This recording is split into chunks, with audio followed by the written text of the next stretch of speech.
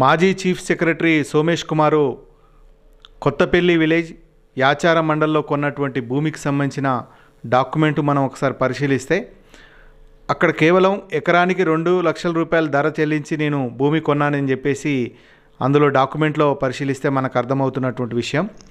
కానీ వాస్తవంగా ఆ 2018లో ఆ ప్రాంతంలో 20 లక్షలకు 25 లక్షలకు తక్కువ భూమి లేదు. మిగతా 18 నుంచి 20 లక్షల రూపాయలు ఫర్ ఎకరానికి ఏ రకంగా చెల్లించారనేది క్లారిటీ లేదు. ఒక చీఫ్ సెక్రటరీ స్థాయిలో ఉన్నటువంటి వ్యక్తి అంత పెద్ద మొత్తంలో బ్లాక్ అమౌంట్ ఏ రకంగా తనకు భూమి అమ్మిన వాళ్ళకి చెల్లించాడనేది క్లారిటీ రావాల్సినటువంటి అవసరం ఉంది. ఎందుకంటే రియల్ ఎస్టేట్ వ్యక్తులు మాత్రమే చేయగలిగినటువంటి ఇట్లాంటి పనిలో ఒక చీఫ్ సెక్రటరీ హోదాలో ఉన్నటువంటి వ్యక్తి అతను జీతం తప్ప వేరే అవకాశం లేదు. జీతం అంతా వచ్చేది కూడా వైట్లోనే వస్తుంది.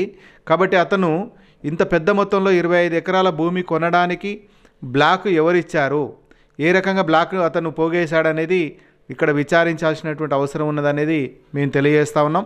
కాబట్టి రాష్ట్ర ప్రభుత్వం ఈ అంశం మీద దృష్టి పెట్టి ఈ కొనుగోలుకు సంబంధించిన డాక్యుమెంట్లను పరిశీలించి కొనడానికి సహకరించినటువంటి ఎవరైతే మధ్యవర్తులు ఉన్నారో ఎవరైతే రిప్రజెంట్ చేసినటువంటి వ్యక్తులు ఉన్నారో వాళ్ళందరినీ విచారించినట్లయితే ఈ మొత్తం సోమేష్ కుమార్ భార్య రిజిస్ట్రేషన్ చేసుకున్నటువంటి భూముల విషయంలో ఒక క్లారిటీ వచ్చేదానికి అవకాశం ఉంది.